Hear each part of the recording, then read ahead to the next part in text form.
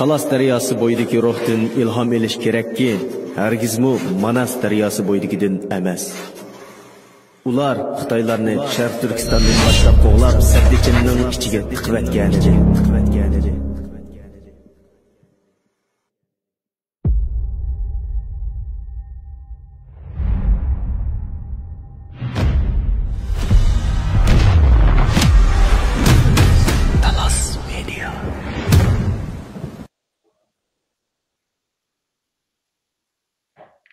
Assalamu alaykum. Dunyoning har qaysi yerlardagi hurmatli ko'ruvchilar, mush vaqtinglar xayrli bo'lsin.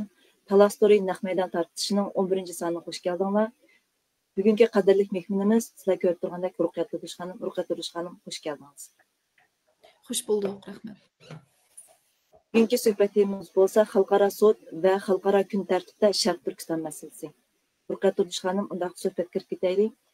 Sizga tashlaydigan birinchi savol, xalqaro sud hozir biz bilganlarimiz orasida xalqaro jinoyat sudi bilan xalqaro adolat sudi. Unda bo'lsa xalqaro jinoyat sudi bilan xalqaro adolat sudininki xalqarodagi o'rni nima va BDT bilan bo'lgan munosabati nima? Xalqaro jinoyat sudi degan shaxslarni, ya'ni jinoyat ishlagan, ma'lum bir davlatda jinoyat ishlagan shaxslarni beradigan sud. Bu sudga shu nima xavfsizlik kengash, BDT'dagi xavfsizlik kengash sudga bera oladi shaxslarni birsiga, yana birsiga prosecutor, shu ICC'ning, ya'ni shu jinoiy ishlar sudininki, shuningki sudchilari sudga bera oladi fakt asosan. Undan keyin davlatlar sudga bera oladi, ammo ICC'ga shu jinoiy ishlar sudiga a'zo bo'lgan davlatlar sudga bera oladi. Andan keyin bu mustaqil organ, BDT'dan mustaqil bir judicial body'dan, qonuniy organ. Ammo adolat sudi UN'ninki charter, ya'ni qonunlarga bog'langan bir organ. Adolat sudi faqat davlatlar bilan davlatlar o'rtasida bo'ldi, chunki UN'ninki qonunlarga asosan shartnomalarga asosan bo'ldi. Shunga u adolat sudida davlatni sudga bera oladi. Daxusi jinoyat sudi shu jinoyat sudiga a'zo bo'lib kirganlar nima sudga bera oladi? Adolat sudi bo'lsa davlatlar aro bo'ladigan sud. Tushunchim to'g'rimi? Unda xususiy ikkinchi savol, xalqaro jinoiy ishlar sudiga insoniyatga qarshi jinoyatdan belgilanadi. Unda xususiy buning irqiy qirg'inchilik bilan farqi qanday agar belgili bo'lsa? Xalqaro jinoiy ishlar sudiga insoniyatga qarshi jinoyatning belgini bo'ldi, ya'ni genocide, qirg'inchilikning belgini bo'ldi. Ikkinchisini o'xshash procedurada sudga belgini bo'ldi. Endi lekin faqat bu ikkisiniki qonuniy ta'biri o'xshamaydi. Masalan, genocide bilan qirg'inchilik bilan jinoiy insoniyatga qarshi jinoyatning ikkisiniki xarakteri, ya'ni ta'biri o'xshamaydi-da. Masalan, genocide deganda cho'qim ma'lum bir guruhni, uningki milleti davlat tavalligi yoki etnik millatidamdi. Ondan keyin qon tipi, irqiy, ya'ni irqiy tufaylidan mushu guruhni cho'qim yo'qotayman deganni niyat qilgan bo'lish kerak, yo'qotguchi, qirg'in qilguchi. Shunga bu genoside'nikida cho'qim shu qilgan qirg'inchiliklar u crime against humanity, ya'ni insoniyatga qarshi jinoyatniki ko'p o'xshaydi. Ammo cho'qim genoside'da qirg'inchilikda niyatni isbotlar deydi. Niyatni isbotlash odatda bizga tas bo'lg'ashqa, ba'zi davlatlar bu niyatni isbotlab bo'lmayman deb crime against humanity deb insoniyatga qarshi jinoyat deb shu sudga berdi. Masalan, Georgiya shunaqa qilgan, lekin bir muncha jarayonlar bor. Buniki nimishki Georgiya Rusni bergan vaqtida g'alaba qilolmaganligi to'g'risida bu sudda.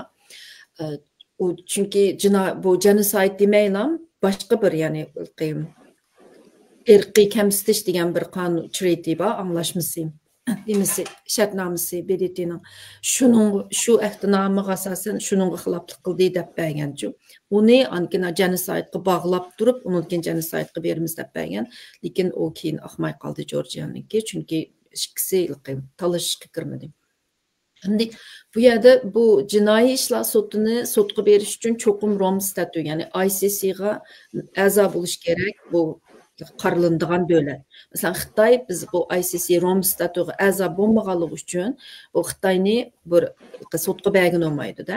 U ICC oqmaydi Xitoyni sudga berish uchun. Faqat UN Security Council, ya'ni Xavfsizlik kengashi u davlat mayli ICC'ga a'zo bo'lsin bo'lmasin, ya'ni jinoiy ishlar sudiga a'zo bo'lsin bo'lmasin, sudga bera oladi. Lekin Xavfsizlik kengashida Xitoyniki veto poweri bo'lganligi uchun Xitoy o'zi uni blok qilib qo'ya oladi-ku, uni qarshi chiqibdi, nim qilolmay qoldim.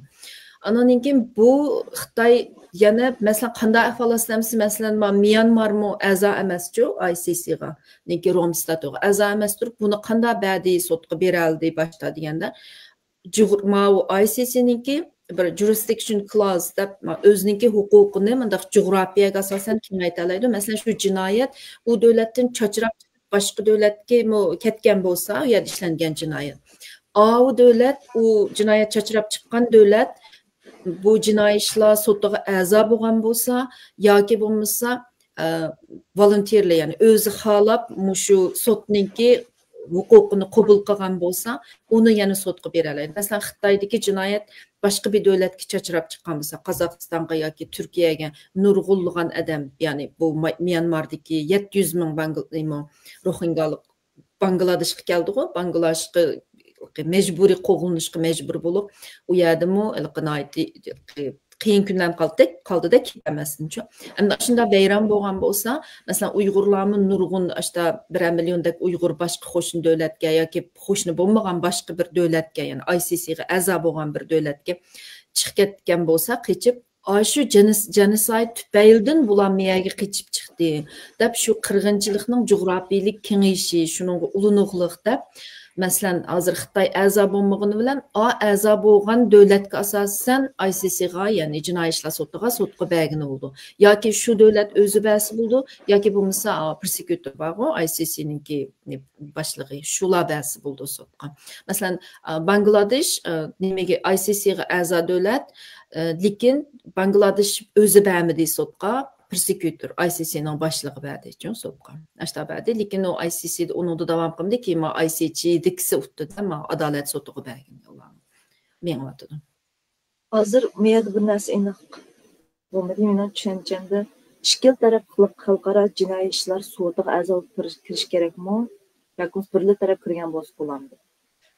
ikki taraf bo'lish kerak, shunday. Ikki taraf bo'lish kerak. Agar bir taraf bo'lmagan taqdirdami, masalan, arz qiluvchi taraf, masalan, jinoyat bo'layotgan territoriya a'zo bo'lmagan, masalan, Bangladesh agar ICC'ga a'zo bo'lmagan taqdirdami, ixtiyoriy holda ICC'ning jo'grafiylik jihatda sanga bir şey chachirdi, sanga asosan sudga bergani bo'ldi degan jurisdiction power bor, shuni ixtiyoriy qabul qilgan bo'lish kerak. Masalan, Ukraina Rusni sudga berdi-ku, Rossiya urushga kirgan vaqtida. Chunki Rus boshda Ukrainani sen qirg'inchilik qilding Qrimda deb Ukrainani bergandi. Ukraina Rus genoside'ni yolg'on ishlatdi, genocide misuse. Çünki biz qırğınçılıq qılmagan tutsaq bu töhmət qılıb qıldı. Şuna bu Genocide Convention'a əhdnaməsiga xilaf bunun qığını deb Ukrayn onu sotqa bədi. Manda qayta niməyə bədi Rusni. Lekin Ukrayn ICC-nin məmbiri emas. Rus məmbiri əzası emas Ukrayn. Amma Ukrayn bu sotda özü xalab ICC-ninki coğrafilik bu cinayət boluvatqa yanın coğrafilik çaçırğan yeri var o. Şu qayaga çaçırğan bolsa şunu ulap durup qılımız degan narsani, şu power'ini, huquqini, yəni çıxarğan qanununu Ukrayn özü xalab qəbul qıldı. Adətdə məsələn arz qılmaqçı bolğan dövlət ICC-nin məmbiri bolmagan təqdirdimi ICC-nin jurisdictionini qəbul qılsa özü xalabçı. Yenə onu bəgin buldu. Taxlosu, anamız bilimiz Şərq Türkistan xalqı irqi qılğınçılıq uçratıdı. Yəni bu bir insaniyyət qarşı cinayətin bir qismi deb ketdiniz deyəm. Unda xüsusən hazır Şərq Türkistanlıq təşkilatlar, Şərq Türkistanlıqların təşkilatları və Uyğurların təşkilatları ikisi oxşaş getməyəcək. Xitayni xalqaralıq cinayət sotuğa berəməndi. Təşkilatlar berəməydi.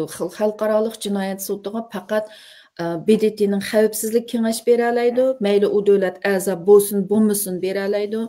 Anikin şu ICC-nin özünün prosekutoru berəlaydı. Anki o prosecutormu məsələn o da əgər başqa məsələn Xitay əza emas olsa berəməydi. Amma Xitaydakı cinayət aşda əza bolğan bir dövlətə çaçırğan bolsa berəlaydı. Onundan keyin bu nimə berəlaydı? Onundan başqa şu ICC-yə əza bolğan dövlətlər berəlaydı. O təşkilatlar berəlaydı. Məsələn, Xitayның cinayəti başqa dövlətlərə çaçırğan bolsa, şu dövlətlər Xitayni cinayət işlər sotuğa berəlaydı dediniz. Amma məyər hazır Xitay yəni cinayət işlər sotuğa əza emas. Onda balası yəni berələmdi. Özü məsələn Xitay əza bolmagan bilan çaçırğan dövlət əza bolsa berəlaydı. Bir tərəf əza bolsa berəlaydı degan gap, başqa tərəfdən əza bolish kerak degan gap emasmi o vaqtda? Məsələn, hazır məsələn manda deyli, Amerika bədi deyli. Amerika Xitayni sotqa beriş üçün Xitaydakı cinayət, qırğınçılıq qıvatqan şu qırğınçılıq tüpəyildən neçə yüz min adam Türkiyəyə keçib gəldi deyli. Türkiyə keçib gələn bolsa, Amerika ICC-yə əza bolğan bolsa, ICC anıkına Türkiyə əza bolğan bolsa şu cinayət çaçırğayacı. Ondan keyin Türkiyə özü berəlaydı yoki prosekutor berəlaydı. Yoki başqa dövlət berəlaydı. Amma yəni şu Türkiyə əza emas olsa, yoki bu özü xalab emas olsunmu, muşani sotqa bəsən boludu muş mening zəminimdikini deb ICC-nin şu qitimliq jurisdictionini tonisa, ondan keyin berəlaydı. Keçib çıxan dövlət əza bolsa-çı. Xüsusi hazır yəni bir sual düşdü. Birləşmiş Dövlətlər Təşkilatı İnsan Hüquqları Konsulu Xitayning Uyg'urlarga qarshi yurgizgan jinoyatlarni insoniyatga qarshi jinoyat deb doklad chiqardi. Bu dokladga asosan kimlar Xitoyni qaysi sudga bera oladi? Bu mushu dokladga asosan yana shu member a'zo davlatlar sudga bera oladi, UN sudga bera oladi. Bu doklad chunki paket. Buni faqat paket qilib ishlatdi. Chunki anikin adolat sudug'imi bagini bo'ldi, ICC-g'im bagini bo'ldi.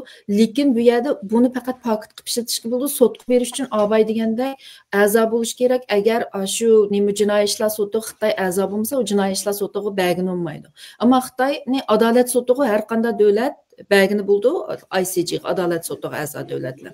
Lekin u yerda yana masala bor. U paket bo'lgan bilan yana boshqa ishlar. Paket bo'lgan bilan taqishlan boshqa ishlar bo'lsa, masalan, qanday ahvol ostida bera olamiz? Masalan, ICC-ga bera olamiz. ICJ-ga. Adolat sudiga bagil bo'ldi, har qanday bir davlat adolat sudiga Xitoyni bera oladi dedingiz. Bera olsanda qanday masalalar to'sag'i bo'ladi? Qanday masalalarni yangi vaqtda biz ba'zan davlatlarga shuni iltimos qilish orqali Xitoyni adolat sudiga bera olamiz. Adolat sudiga, shu adolat sudiga a'zo bo'lgan har qanday davlat, undan keyin xavfsizlik kengash bular sudga bera oladi Xitoyni, chunki Xitoymi adolat sudiga a'zo. Ammo bunda bir masala bor. Adolat sudiga a'zo bo'lish uchun adolat sudi boshda sen disputga kir deydi. Arz qilgan davlatni, masalan, Turkiya Xitoyni sudga bergan bo'lsa, boshda bizni sudga berishdan burun sen o'zing Xitoyni nima qilsa deydi, iltimosni men kelishsa avval deydi. Sen Xitoy bilan sen bunda qilyapsa, Bunun madamında tölem tölese deb nim qilsa, sen bu talışda bir yerga kelanmagan vaqtingda uni kelishtirguchiga bersa deydi, arbitration deydi. Kelishtirguchiga bersa, kelishtirguchi 6 oygacha seni kelishtiramasa, undan keyin sudga bersa deydi. Bu prosesleri jarayoni mushtachu, bu ICJga berish sudining jarayoni mushta bo'lgan. Shunga bu masalanga Xitoyni har qanday bir davlat ICJga sudga bera oladi. Ammo sudga bergan bilan Xitoy jarayondagi dispute deydi boshda shu davlatdan talashishi kerak sudga faylni sunishdan burunchi. Talashishga kirgin unmaydi. Nimishga desa Xitoy ICJning qonunining 9-moddasiga qo'l qo'ymagan. 9-moddasida, ya'ni rezervi qilib qo'ygan, saqlab qo'yib qo'l qo'ymaganda. Buningda qanday qilgan desa, bu 9-moddasi nima degansa, cho'qim shu davlatlar boshida dispute, ya'ni talashishga kirish kerak ikki taraf bir-birisiga bir-birisini sotqa bergan ikki davlat talashishga kirish kerak deb. Endi Xitoy uni qo'l qo'ymaganki, men u talashishga kirmayman deydi. Uning ustiga u ICJning 36-qonunining 2-moddasidimi bu mejbur qilish, cho'qim mejbur talashishga kirish kerak deb, compulsory, ya'ni sen cho'qim mejbur talashishing kerak degan narsa bor. U Xitoy uningmi deklar qilmaganchu, ma'qul demagan.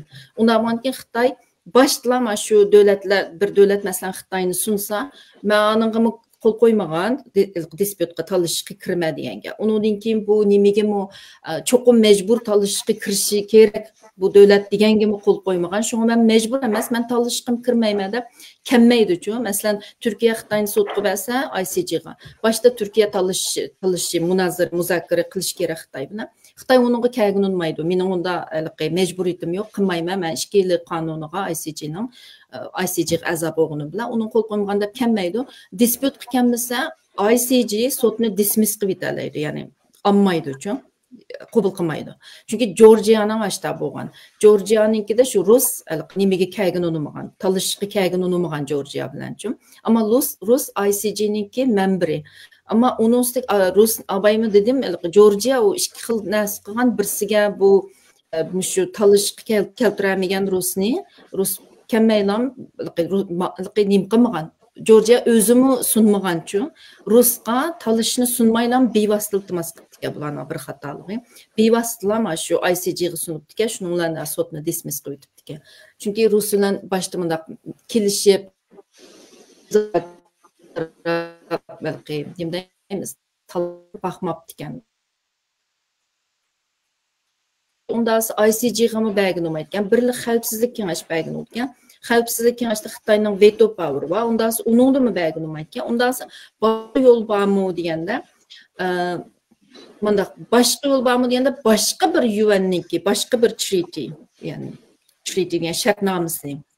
Bu genocide shartnomasi emas, boshqa bir shartnomasini ko'tarib chiqib, anondan keyin shu shartnomaga genocide shartnomasini bog'lab turib sudga bergan bo'lgan. Masalan, bu Convention Against Torture bor, bu qiyin qistoqqa qarshi turish ahdnomasi. Shu ahdnomaga Xitoy qo'l qo'ygan bo'lsa, anikin bu ahdnomani ko'tarib chiqib, Xitoy ma'lum qo'l qo'ygan deb boshda shu ahdnomaga sudga berib, lekin yanalam genocide nimasi birinchi sud bo'ladi. Ikkinchi o'rindagi sudi bu ahdnoma qiyin qistoqqa qarshi turish sudiga beriladi.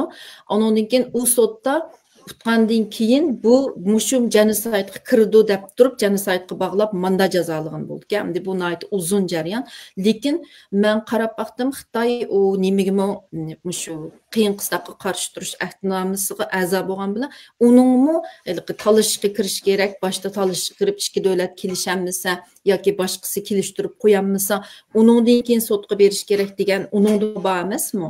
Shu uningmi Xitoy qo'l qo'ymagan ekan-ku. Shuningga biz bu Xitoyniki qiyin qistoqqa qarshi turish ahdnomida Xitoy qo'l qo'ygan degan bilan Xitoy yana shu disputga talashishga kirgin unmay turibsa, u sudga kelgin unmasa, u davlat masalan boshda sen bunda qilsa, men seni sudga berma deb bir narsa sunudi-chu, masalan Turkiya yo Amerika Xitoyni bermoqchi sunsa, u Xitoy uning hech qanday javob bermay, kelgin qat'iy unmasa, uni hech nima qilolmaydi, uni u davlat ICJ adolat sudga bermaydi, ya'ni-chu. Shundan bo'lganki, bu 2 yilsiga Xitoyni sudga berishmek tasbagin olmaydi asosan. Hozir oldida deb o'tgandek ICC yana jinoyat sudiga, masalan Xitoyning jinoyati boshqa davlatga kengaygan bo'lsa, şu dövlət sotqa bəsi bulundu dediniz, sotqa bəsi bulundu dediniz. Bundaqda ICJ, yəni ədalət sotudun şunday qalbamı. Məsələn, Xitayının cinayəti kengaygan bolsa başqa bir dövlətə. Şu dövlət Şərq Türkistanlıqları vakalatan yoki bo'lmasa bir shaklda Xitoyni sudga bera oladi. Yoki bo'lmasa shu Xitoyning jinoyati bevosita shu dövlətdə yuz berish kerakmi? Bevosita shu dövlətdə yuz berish kerak, chunki baribir yana ICJni dövlət bilan dövlət o'rtasidagi sud bo'lganligi uchun bu. Masalan, şu dövlət Xitoyni berish kerak, Xitoy cho'qim dispyutga kirish kerak uchun, u jinoyatni chachirgan dövlət kirmaydi da dispyutga. Chunki masalan uni jinoyatini Turkiyaga chachirdi yoki Qozog'istonga chachirdi desak, boshda sudga berish uchun cho'qim talashishga kirishish kerak. Ikki davlat o'zi kelish kerak, o'zi sen bunda qilsa deb butun paktni unga sunib, sen ma jinoyating uchun to'lam sen nima ish qilsa, qanday qilsa debchi, qanday javob bersa buningga deb bir javob elish kerak Xitoydan. Uni cho'qim u masalan masalan u jinoyat Turkiyaga chachirgan bo'lsa, u Turkiyaga kirmaydi-ku dispyutga. Xitoy o'zi kirish kerak. Şuna bu ICC'de bunda bo'lgan bilan ICJ'de unda bo'lmaydi. Cho'qim Xitoy dispyutga kirish kerak. Undaq bo'lsa, bizni hozir Sharq Turkiston qurgan tashkilotlarniki Xitoyni ICJ yoki ICC'ga berilish ehtimolligi asosan yo'q desak bo'ladimi yoki bo'lmasa davlatlar orqali asosan yo'qmi? Asosan yo'q. Ammo qanday yerga beralaydi deganda mundaq ad hoc tribunal deb, ya'ni xalqarалық sud bor. Masalan, Yugoslaviyaniki tribunal bor, shunda sudlar bagini bo'ldi, xalqarалық sud deb nima. U degan yilqi masalan biz Uyg'ur sudi deb ochdik-ku, People's sud deb. Ashta sudlar, undan keyin xalqarалық sud deb Yugoslaviyaniki bir advisory committee qurib qildigan bir sud bor. U bektas, chunki uningda butun davlatlar hammasi Xitoyni qaralagan vaqtida hamma davlatlar o'zlaro o'z birlikka kelib ovoz berib, undan keyin qurildigan bir sudchi. Lekin u sudda u bektas, chunki nurg'un davlat Xitoyning keyinda. Hatta bizniki BDT'den crime against humanity, insoniyatga qarshi jinoyat deb report chiqarilgan ahvol ostidami qo'l qo'ygan davlatlar bek oz, shunaqa 51dan 15 tushib qoldi. O'tganda shuningga buningda nurg'un davlatlarning ovozi bilan akilib unda bir ad hoc sudchi, tribunal qurish bektas. Endi yana birisi qanday bo'ldi deganda davlatlar o'zining sudi bo'ldi, hamma davlatlarning uchun. Onun bagini buldu. O devletler mesela Amerika'nın özünün açta düşündü devletine şu cinayet, genocide kan devletini cezalaydıgan bir sotu olsa şu Amerika'da bagini buldu. Argentina'nın bağı olsa Argentina'da bagini buldu. Kanada'nın bağı olsa Kanada özü bagini buldu. Lakin o şu devlet özü bilerle çekildi. Mesela öz vaxtıda Yahudiler nimeninkini şu bir Nazi'ninki bir cinayetini şu Argentina devlet sotqa bəgəlik üçün əşərdən tutub ketken üçün. Əndə şu devlet içi kirənməydi cinayet işlik üçün, şəxsini verəlir.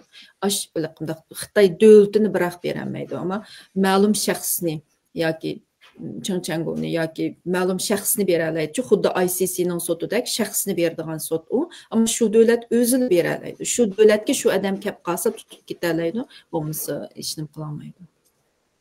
Başqa devlet var. Tamam.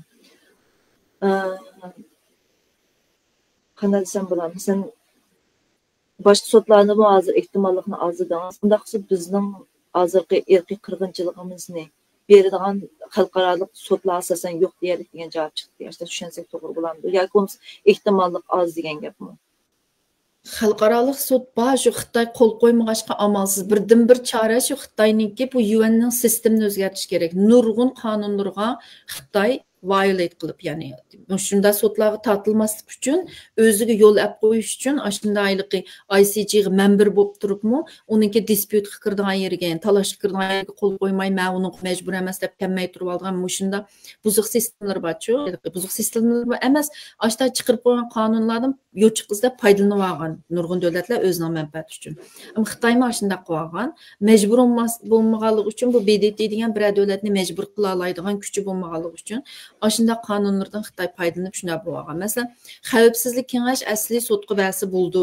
Masalan, nima Libiyani, Darfurni, Sudanni ba'di-ku xavfsizlik kengash. Xavfsizlik kengash u davlat a'zo bo'lamdi, bo'lmamdi, ma'lum qonun rezervi qilib, ya'ni qo'l qo'yganmi, qo'l qo'ymaganmi, uningdan mustasno holda Xavfsizlik kengash sotqa beralaydi-chu. Xitoynimi beralaydi, ammo faqat bu yerda Xitoyning veto poweri. Ammo sistem o'zgarib yuvandiki. Xitoyniki veto poweri, chunki sen bir jinoyat qilayotgan bir davlat o'zining veto power ishlatish huquqing yo'q deyish kerak. Deb bu veto powerni bekor qilib olsa, jinoyat Xitoyni sotqa bergan bo'ldi. Nihoyat oson sotqa bergan bo'ldi-da.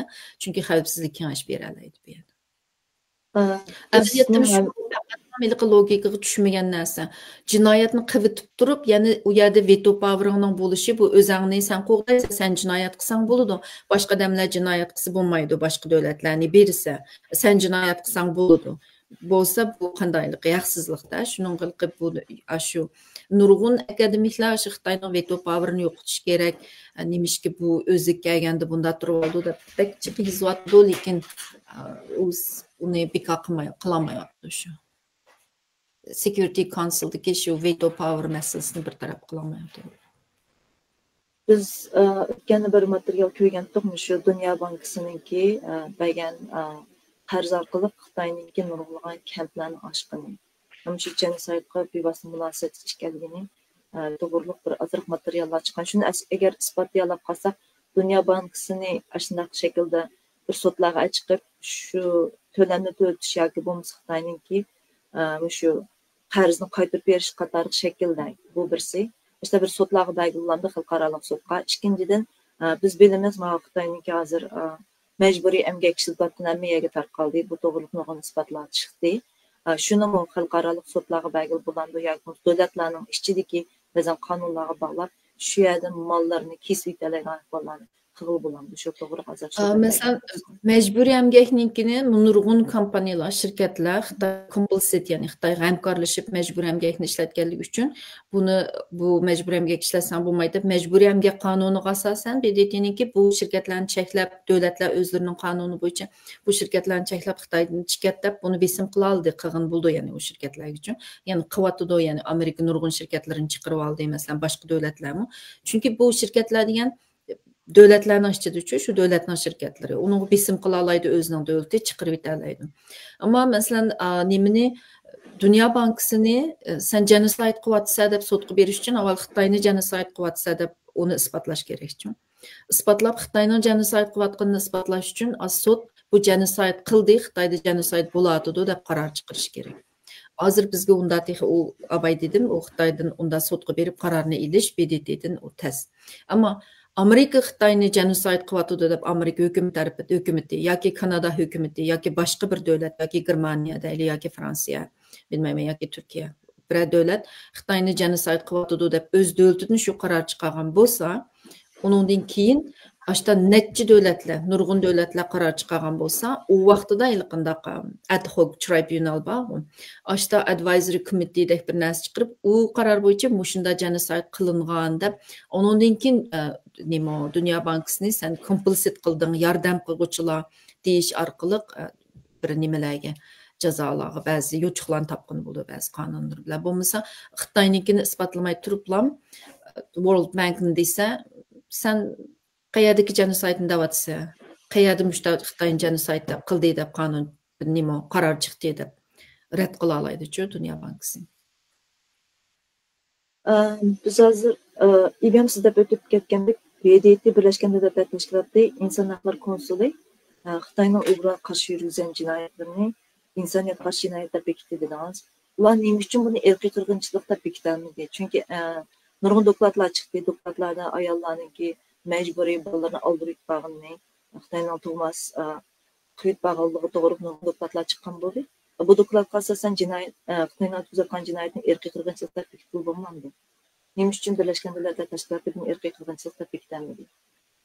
Asli qila olishi kerak, chunki majburiy bolalarni og'zib etishning o'zi, ayollarning bolalarni og'zib etishning o'zi shu nupusni yo'q qilayotganlik bo'ldi. Ya'ni shu to'plamni, shu xalqni davamlaşmaslığı yok kıvetkenlik bu. Bu xalqning yo'qolib ketib qolganligini bilib turib, ya'ni bilib turib bu narsani davamlashtirsa, davamlıq yo'qotsa bu xalqni, sen bilib turib yo'qotgandan keyin demak sening shu yo'qotish niyating bor bo'ldi. Chunki bu qirg'inchilikda cho'qim niyatni isbotlash kerak emasmi? Endi nurg'un davlatlar bu niyatni isbotlash tez. Chunki men cho'qim mushu to'plamni yo'qotib etishni yoki bir qismini yo'qotib etishni niyat qildim deb turib qıvatıdı bular degan bo'lsa, masalan hozir Isroil Falastinni yo'qotib o'tish niyati aniqlar, ular ochiq-ochiqli deyilik uchun, masalan bir qitim bir MP'simi dedi, kichik bolalardan tortib o'tirib o'tish kerak, yo'qotish kerak debchi. Ammo Xitoy yoki boshqa davlatlar biz zodi Uyg'ur deganni tub jiltizdan yoki bir qismini bu xalqni yo'qotib o'timiz, niyatimiz bu xalqni yo'qotib o'tish, zodi mushu qon guruhni, mushu irqni yo'qotib o'tish deb uni aniq demaydi-chu. Demagankin buni isbotlash tez deb o'ylagan bo'lish mumkin. Sotda isbotlash tez bo'lsa, ya'ni bu baribir utanmaymiz deb. Yana birsiga bu bağın bilan bu Michel Bachelet'ma ayolning ismi umu aş pensiyaga chiqadigan kuni e'lon qildi reportni e'lon qilmaychi. Chunki Xitoyniki BDT'da pek kuchi bor.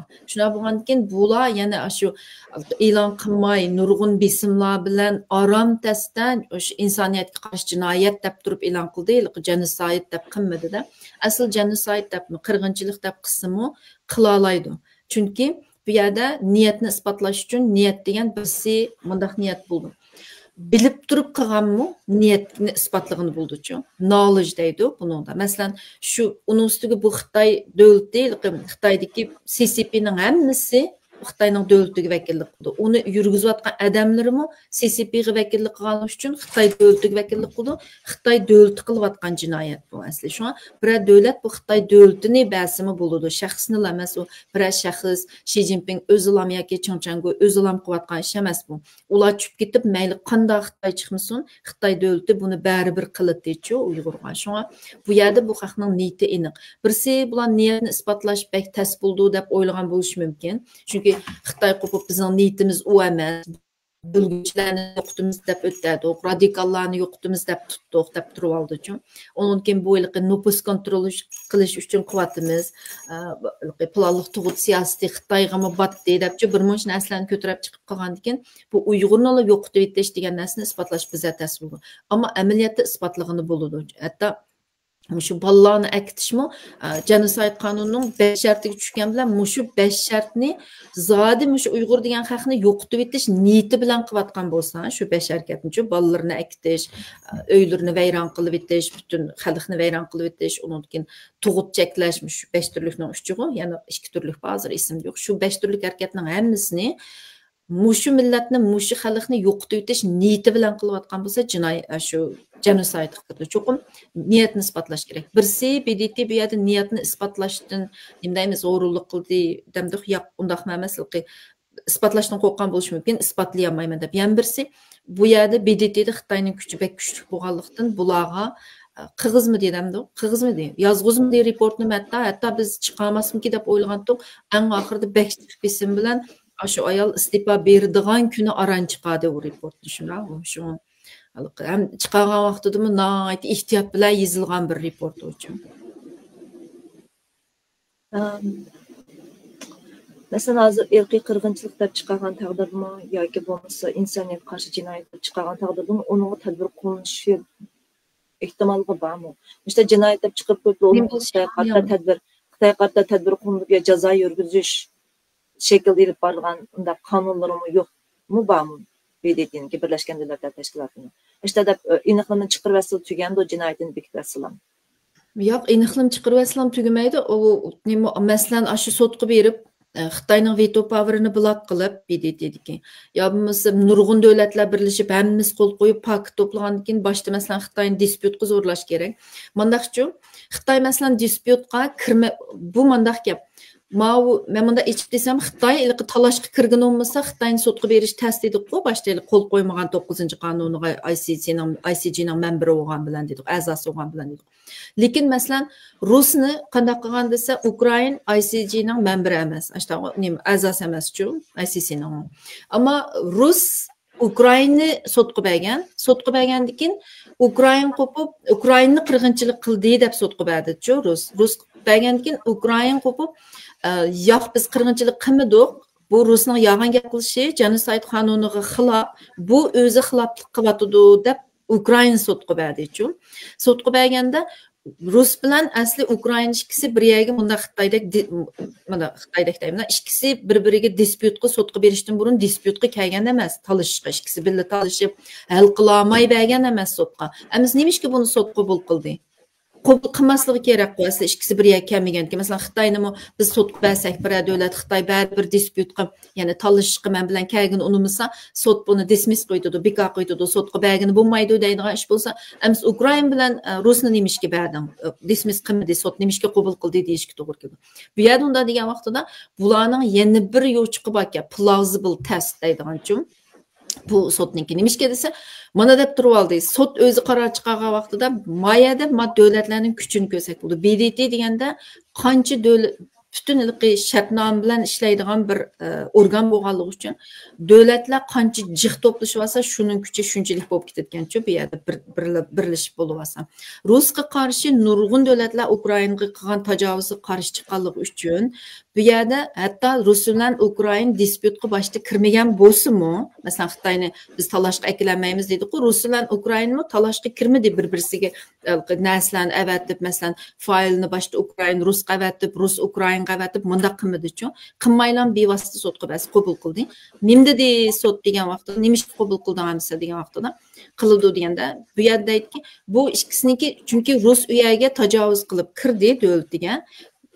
Ukraina mening davlatimga tajovuz qilgani xato deb sudga berdi, qirg'inchilik qildi degani yolg'on deb biz sudga sundi. Demak, Rusmu boshda buni sungan, bularni Ukraina qirg'inchilik qildi deb sungan, ikkilisi talash ichida dedi. Ya'ni ikkisi dispyut qilayotgan bo'lg'ashqa, tajovuz qilib kirib olgan bo'lg'ashqa, bu maydonda nimaga kirildi? Ya'ni talash ichida deb qaraymiz ikkisini, dispyut ichida deb qaraymiz deb munda qaror chiqadi. Masalan, ikkisi qilib boqmagan bo'lsa-mu o'zaro-chu. Bunda Rus bilan Ukraina bevosita bu sudni o'zaro muzokara qilib boqmayla, ikkilisi bergan bo'lsa-mu, ICJ ashta qaror chiqardi. Chunki Rusmi bularni bergan, bumi bularni berdi. Ikkisi talash ichida bo'lg'ashqa, hal qilinmag'ashqa, tajovuz qilib kirgashga Rus. Shuni biz bu sudni qabul qildik dedi. Endi Xitoyg'imi ashunda bir Xitoy bu yo'q deb, chunki Rusmi buni berdi emasmi sudga? Qirg'inchilik qilyotdi deb. Ukraina buni yo'q dedi. Demak, talash ichida demakchi-chu. Ammo Xitoy gaqimay qulqini yopirib jimmida turib olsa, talashga kirmadi deb turib oldi-chu, ya'ni ololmay qoldi. Agar Xitoy bir narsani rad qilib, deny qilib, men qilmadim, unda qilmasdan Turkiya Xitoyni sudga bersa, Turkiya yolg'ondaydi, men qilmadim deb bir narsa sunib qolsa, dispyutga kirgan hisoblandi, talashga kirgan hisoblandi-chu. Shunda yana ICJga sudga berib o'tgan bo'ldi. Unda xususi Isroil bilan Falastin o'rtasidagi xalqaro sud masalasi ham shu shaklda bo'ldimi? Masalan, Falastin rad qilgan bo'lsa, dispyutga kirmagan bo'lsa, Netanyahuni jazolamagan bo'ladi, tutish buyrug'i tushmagan bo'ladi. Ularning qanday shaklda bo'ldi? Uniki u ICC, u Netanyahuni bergan sud ICC, jinoiy ishlar sudiga berdi uni. Endi bu nimaga dispyutga kirish haqida kirgan ICC, u adolat sudi. Adolat sudini South Africa'ni Janubiy Afrika berdi, uniki texmin o'tadi. ICC'ga dispyutga kirmasimi bo'ladi, davlatlar bevosita shu shaxsni jazolashga shaxsni berdi emasmi? Shaxsni berdi shu davlat. Chunki Isroil memberichu, ICC'ning a'zosi, Rom statut bo'lgan shaxs bo'lganligi uchun Netanyahu Isroilning grajdani bo'lganligi uchun bergan bo'ldi. Tushunish bo'ldi. Unda xususi bizningki Sharq Turkiston mustaqillik da'vosi yoki Xitoy tarafdan uchratgan irqiy qirg'inchilikni ICC yoki ICJga berish uchun hamon bir davlat bizga vakolatdan shu jinoyat bizga taridi, bizga yetib keldi, Xitoyning jinoyati degan shaklda balkim sudga berilishi mumkin, xalqaro sudga masalan ICC bilan ICJga. Ammo Xitoy bo'libmi shu ICJda adolat sudida dispyutga kirsa, shu davlat bilan anandan keyin buni sudlash qildi, agar dispyut kirmasa ICJ, ya'ni adolat sudini tasdiq to'xtaydi. ICCda bo'lsa, shu birli shaxsning, shu jinoyatga munosabat birli shaxsning, masalan, necha shaxsni balki birni yoki necha. Lekin davlat emas, shaxslarni jazolaydigan, shaxslarni sudga tortadigan sud. Unda hozirgi holatimizda sizningki beradigan qanday deymiz endi fikrlaringiz bormi xalqaro sud masalasida? Xitoyning xalqaro sudlarga berish masalasida qaysi yo'lni mangsak to'g'ri bo'ldi? Ben xalqni ümidsizləndirgüm yo'q, lekin ishkilsa oqmaydi bence. ICC'nin oqmaydi, şəxslərni sotqa berimiz degan bilan onunda bizningki jinoyat çaçırab chiqqan, qirg'inchilik bo'layotganda çaçırab chiqqan bir aya yo'q. Sürgün hökumət öz vaqtida Türkmenistonga çaçırab chiqqan jinoyat shu berimiz, ya'ni deb nim qildi. Uningga çaçırab chiqdi deb berish uchun shu Türkmeniston berish kerak. Hem isbatını to'liq to'play olish kerak. U yerda Turkmanistonga masalan qirg'inchilik bo'layotganda Xitoy shu necha million odamni tutgan isbatni biz hamda Xitoy besib olgandan tortib qirg'inchilik bo'layotdi degan bilan uni isbotlab olamaymiz shu faktlar bilan. Shunda bo'layotgan bo'lsa-mu, lekin uni kolonializmning hammasida shunda zulm bo'ldi deydi, zulm bo'ldi, lekin qirg'inchilik bo'lish uchun cho'qim mass population keng ko'lamdagi populationni biroq o'ttirib atgan, qirg'an, so'lg'an, tutgan bo'lish kerak. Bu faqat bu isbotlarni biz faqat 2017 yil ola oldik. Chunki 3 million oz deganda 3 million odamni so'ldi deydigan, uningdan mijiq odamni yo'qotdi Xitoy so'lapli kampga. Undan keyin buni ola oldik. Undan keyin Xitoy o'zining planliq tug'utini relax qilib, ya'ni qo'yib berib 3 baltoqsi bo'ldi deb Uyg'urlarni to'y qilgan, to'y qilmagan hammasini qisirlashtirgandan keyin bu paktni ola oldik. Undan keyin 900 ming kichik bolani uydan ketdi. Bu paktni buning hammasi bu qirg'inchilikningki 5 shartning ichidagi tushadigan narsalar uchun. Shuna bo'lgani uchun bu paktlar bor. Buni ko'tarib chiqaldik. Mushu bo'layotgan ahvol ostida undan keyin bir turkum haq Türkiye'ye bulamdı yoki masalan Türkiye'ye keçip chiqdi-ku yoki boshqa davlatga bulamdı keçip chiqqan bo'lsa, shu davlat ICC'ning member bo'lgan bo'lsa, a'zosi bo'lgan bo'lsa, uningdan keyin shu davlat o'zi yoki ICC'ning prosecutori buni sudga bera oladi. Ama hozir bu Turkmenistonni bergan bilan Turkmeniston ICC'ning member ekan, Turkmenistonga bu jinoyat chachirdi deb. Buni cho'qim Turkmeniston o'zi berish kerak sudga. Hem onun üstü bu paktni to'liq qilolmasa Turkmenistonga u 2017dan keyin undacha haq keçip chiqqanmidi, shunami? U qirg'inchilik bo'layotganda keçip chiqqanmagan bo'lsa, uning oldida chiqqan bo'lsa, yana uni isbotini to'plash tasib bo'ldi-ku, isbotlab berish. Undan keyin Turkmeniston sudga bergani nimagan taqdirdami? ICC'ning memberi bo'lganligi uchun prosecutor, ICC'ning prosecutori bergani bo'ldi. Masalan, Bangladesh bermadi sudga.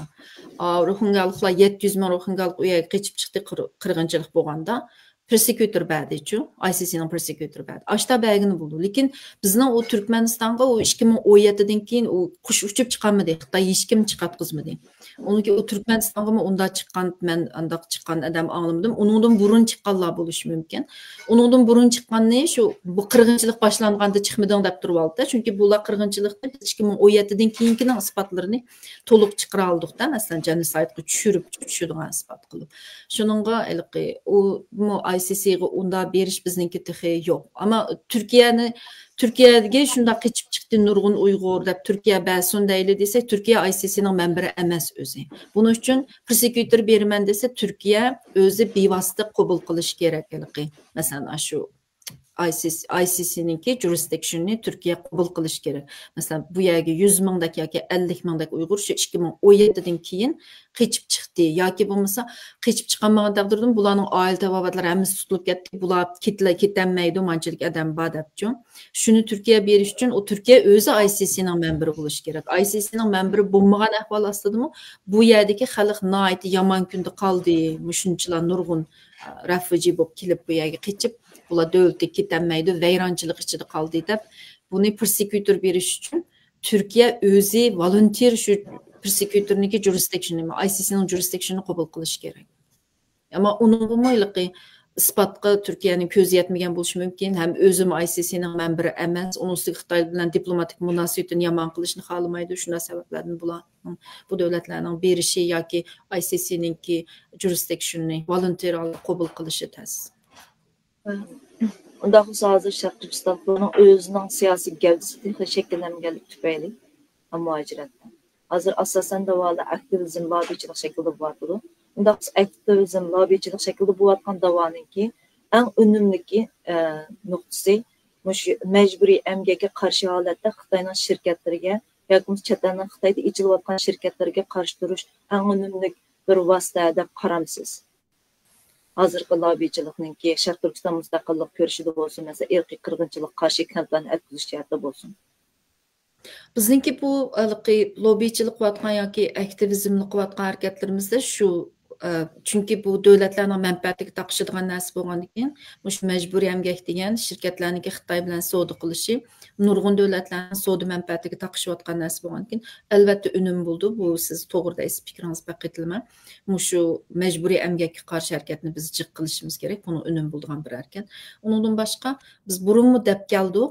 Bu bizni undaq qilyotidi, bizni bundaq qilyotidi deb davlatlarga qilgan lobbichilik ahmidi bunun önümü bombadıdı. Bombada çünkü hazır dünya ondaqılıqı. Burundan şu köz yeşiği şenmeydi. Hazır dünya kartını eni oynatıdı. Hem devletler uçuk deydi. Hiç kim insan haklarını yeni bir nersini xalqning yığıntısını, ölümünü gözüge alıp mı koymaydı. O mening utqunum tutup ketdi yoki balam içide qaldı yoki dadam içide qaldı degangi ta'sirini qutquzib beray, aqlay ko'p qilay demaydi hozirgi davlatlar.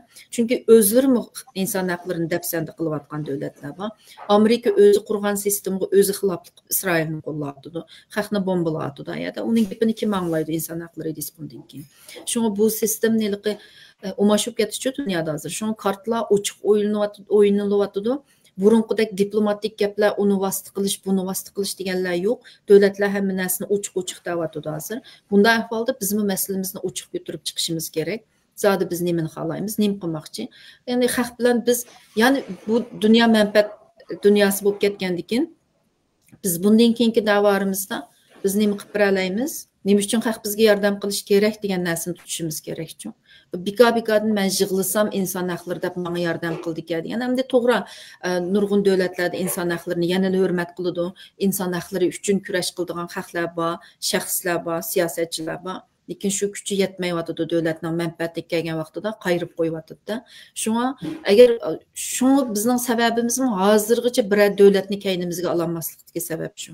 Agar biz davlatlarni kaynimizga olamiz deydiganmiz, u davlatlarga bizning manfaatimiz taqishishi kerak. Bunda yerdan sening manfaatingga taqishidi debchi shu taqashqa vaqtida onundikin bizga yordam qildi. Ammo biz voy o'zining manfaatiga taqashqanda yordam qildi ekan, bo'lmasa qilmaydi ekan deb o'ttasaq, osmondan tushib mening manfaatimga taqishdi deb bizni izlab kelmaydi. Izlab kelsa, izdigidek adimimiz bo'lish kerak. Shunga biz boshdan biz aktiv bo'lishimiz kerak. Xalq bizni izlab kelsin, manfaatimga taqishdi deb emas. Biz aktiv bo'lishimiz kerak. Sening manfaatingga manda yerda taqishdi deb biz lobbichilik qilishni bilishimiz kerak. Qaramamsiz İsrailiyaning lobbichilik qanday rol o'ynayotdi Amerikada. Bütün Amerikani qo'li tutib bordi. Amerika bütün İsrailiya uchun ishlayapti. Shu bu lobbichilik degandek yomon narsa. Buni qanday shaklda qilish muhim.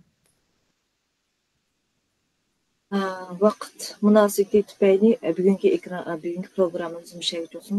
Ruqyat Turdish xonim, rahmat sizga qimmat vaqtingizni chiqarib bizning naq maydon tarqatishimizga yana bir qator qatnashganingizga va qimmatli fikrlaringizni berganingizga sizga bu şeygacha Allohga minnat deb turaylik. Agar so'zlaringiz bo'lsa hozir desangiz, anaqamiz programmamizni oxirlashtirsak. Sizga ko'p rahmat, Mariz. Görüşürüz. Hurmatli ko'ruvchilar, unda sizlar yana ko'rganlaridek bizning shu bugun Ruqyat Turdish xonim bilan suhbatdan keyin xalqaro sudda biz nimalarni qila olamiz va nimalarni qila olmaymiz. Xalqaro sudlarga berishda bizning da'voyimiz qanchalik Xitoyga berishda qanchalik ehtimollik va ehtimollik cho'qmi kichikmi o'zini bu qarorni bu natijani chiqarib olinglar.